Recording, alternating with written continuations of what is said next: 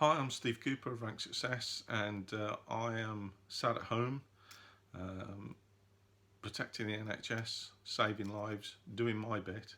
But I'm sat down this afternoon writing some blogs, and I thought, do you know what? I'm just going to stand or sit as I'm doing now and just share some thoughts with people who have been very kind, police officers who are preparing for promotion, who have been very kind recently in the last few days to send me some kind words of feedback in relation to some of the free material I put out there. So free guides, free blogs, and it's really nice to get that. So I thought, well, while I'm sat here at home, I might as well just share some thoughts.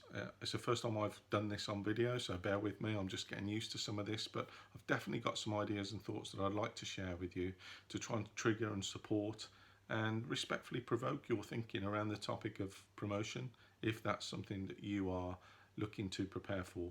So whether you are qualified and looking to get promoted on the next process, whenever that opens in your force, or whether you're someone who's preparing for the exam and you just like to hold some things in place for the future, some thoughts, some ideas as to how you might prepare, then this little series of videos that I'm going to do, I hope will help you with that.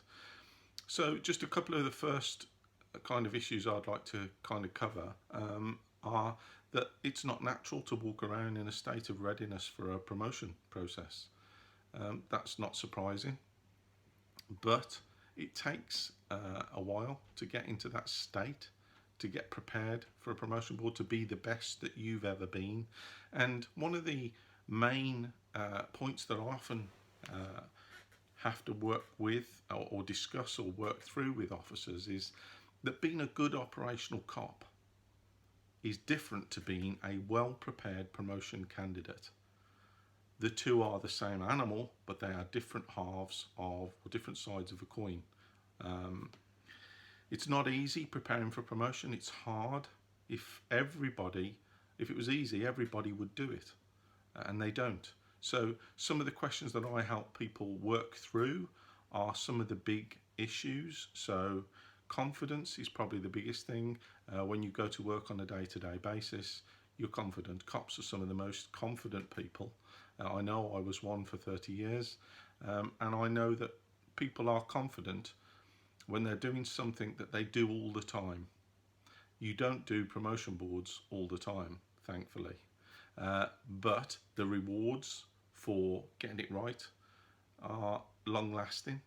So when you go for just your first promotion or you go for subsequent promotions, the process generally is the same. It's about preparing yourself, developing your knowledge and your awareness of what's going on. And so some of the kind of first questions that I'll work through with people are pretending we're on a promotion board and saying, here's the first question. Could you please just explain your understanding of some of the challenges that are facing the police service at the moment, or some of the personal professional challenges that you see yourself facing as a newly promoted officer? They're essentially the same question, but some people will perhaps do the Al Capone approach and machine gun a load of verbals at the promotion board, hoping that they're hitting some of the right areas that have been asked for, and others will just be silence. And that's the same when people ask, when the promotion board asks you, tell us a little bit about the role that you're going for. You might think, well, that's really easy, Steve. That's probably one of the easiest questions that you could answer. But is it? Because often the response to that is silence, deep reflection, and yet that's a question that should be wheeled in on a velvet cushion with a nice little pink bow on it and a cherry on top, because that's the gift of a question for a good, well-prepared candidate.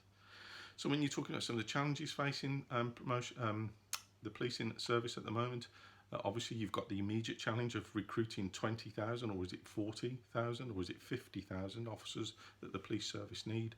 But you've also got issues such as general ones that you could talk about: climate of austerity, complexity of demand, changing demographics of the public expectation and scrutiny, the international threat of terrorism. I could go on, but there are so many challenges facing policing, as there always have been. But at the moment, when you're on the spot, when you have your opportunity, what is it that you will say? Where is your level of knowledge in relation to policing. How are you developing yourself? How are you improving and growing as a leader, as a manager, as a supervisor?